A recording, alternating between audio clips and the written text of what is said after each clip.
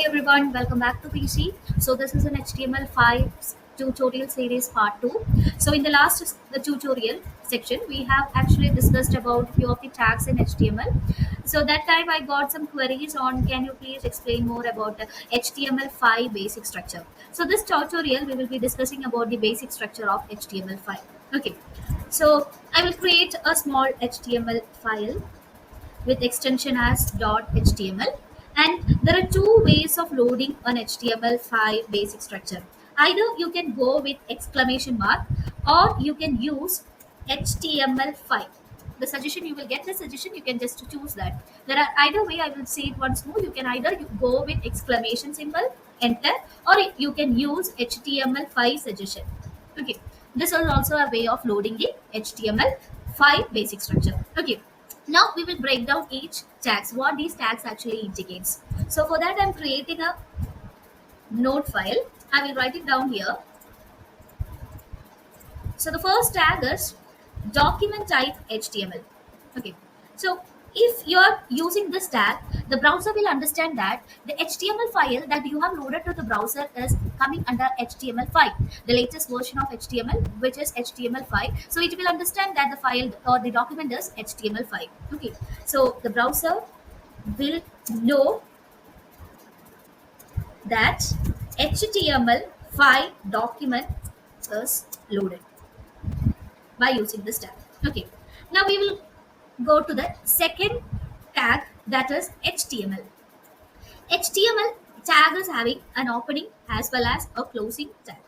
Okay, this tag is actually considered as the root element. Okay, root element of an HTML document. It is considered as the root element of an HTML document. Okay, what is a root tag? Root element or root tag is the tag where all the content should be placed. Okay, all the content of the HTML file should be placed inside this root element. Okay, which is HTML. If you're not aware of what is an element, you can also write it down that HTML element means tag plus a content. Okay, tag plus a content indicate HTML element. Okay, so the root element of an HTML file is HTML tag. Okay, now another thing that you can see in that this tag is lang attribute. So we have already discussed what is an attribute in the last section. You can go through that. In short, I could say that attribute is actually helping a tag to give more information. Okay, it indicates additional information to a tag. Okay, here this HTML tag is given an additional information, that is language. Which language has to be used? Here by default they have indicated EN. EN means English language. English language is used as a base language for this HTML document. There are other languages that you can use as US language represented by US, EN US, or else you can go with English, British English represented by ENBS. There are etc etc. You can go with Australian English, English, Indian English, etc etc, and other languages also can be given in this lang attribute. Anyways, it indicates what is the language that is being used in this document. Okay, then comes the head tag. Okay, next tag is head tag. Head tag does not display any content in the browser. Okay, it does not display any contents in the browser, but browser but it gives meta information. But it gives meta informations. Okay, what are the information actually? We will check what are the information that actually the head tag is giving.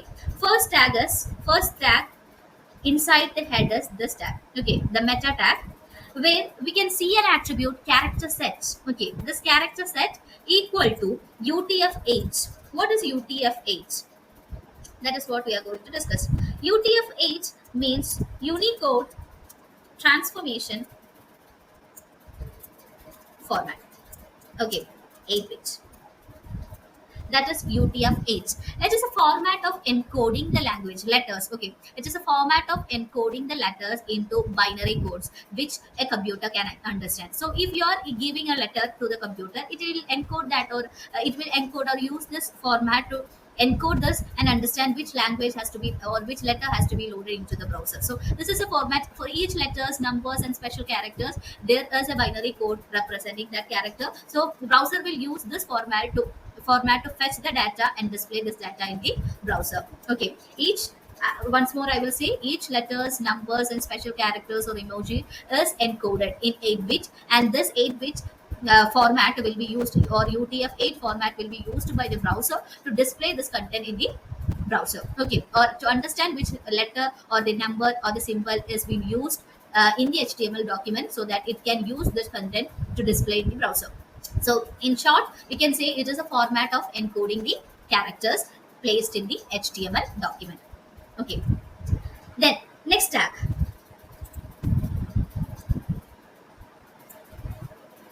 another meta tag, which is having an attribute name is equal to viewport.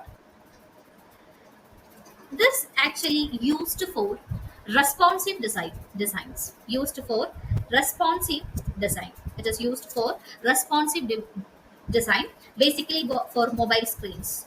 Okay, so it is telling that if we are not providing this attribute, when we load an HTML content into a mobile screen size, it will make the content into smaller size. Okay, that means it will be reduced in a such a way that we cannot be able to read that content properly. Okay, it will consider, or it will load the entire data in the same size as that of the desktop. Okay, by default an HTML document will be load has corresponds to a desktop. Okay, but the same document, if I am loading into a mobile size, it will resize into small characters, so that the user won't be able to understand it. So it is telling, by using name attribute, it is telling that don't resize that content, resize it, that text or content into smaller size. Okay, place the content correspondingly with the screen devices. I mean, if the screen devices changes, adjust the content according to the device screen size. That is what the name attribute equal to viewport indicates. The content adjust the content according to the screen size of the device. Okay, next one is content is equal to width equal to device width. Okay, this indicates the content should be placed according to the content should be placed according to the device that we see.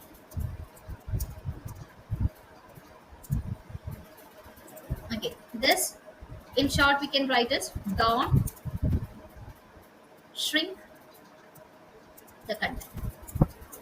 Okay, then this means adjust the content according to the screen size. Okay, and the last one is initial scale. Initial scale means zoom size. Okay, zoom size will be kept as 100%. That means no, no zoom in or zoom out. Okay, this is what these tags indicates. I hope these meta tags are clear. First meta tag is UTF-8, that is Unicode Transform Format 8-bit, which tells the browser to use this format to encode the data which has to be displayed in the browser. Then next one is viewport. Viewport is actually telling the browser not to string the content according to the devices. If it strings the content, the letters or the images will be so small, so we cannot see the content properly in the mobile devices. If you want to see that, we have to zoom in. Okay, so that is what it is telling. Don't string the content. Next one is content should be device width, and next this document is telling the browser to place the content according to the device size, resize the content according to the device size. And the third one is initial zoom scale. Don't make the content zoom in or zoom out. It should be kept at the initial or the default as 100%. That is what this meta tags indicates. Now comes title. Okay, now comes the title. This title tag is actually used for giving the title at the browser tabs. Okay, to give title to the browser tabs. Okay, then comes the body tag. Body, where the contents are placed. Contents means the design of the website are placed. Okay, so this is all about the basic structure. We will summarize it once more. So the basic, in order to load the basic structure, you can either use exclamation or you can go with HTML5 suggestion in the drop down. So both the ways you can load the HTML5 basic structure. And while discussing about the tags, the first tag is document type. Document type HTML indicates that we are loading an HTML5 document into the browser. And second tag is HTML tag, which is considered as the root element. And inside that we have specified the default language, that is English. And the header tag does not display any content. It indicates some meta information. First meta information is the character step. That means the letters, numbers, and symbols are encoded in the UTF-8 bit format. So it is telling the browser to use that format to display the content. If you are not using that code, we will not be able to display the contents properly in the browser. So the next tag is viewport. Viewport is actually telling name is equal to viewport. This indicates that don't string the content according to the device that we are using. And next is content is equal to width, device width. That means the content should be displayed according to the device width of device that we are seeing, the device width that we are seeing. If it is a tablet, it should adjust according to the tablet. If you are using a mobile phone, it should adjust with the mobile screen. And if it is laptop or desktop, it should adjust accordingly. Okay, then comes initial scale. That means no zoom in or no zoom out. It should be in the 100%. Then comes the title tag. Title tag indicates the title of the browser tab. And then the body, where all the contents should be placed to see the output. Okay, or the website content will be placed inside the body tag. So this is all about the basic structure. If you have any question, you can give at the comment section. Okay, thank you all. We'll see you in the next video.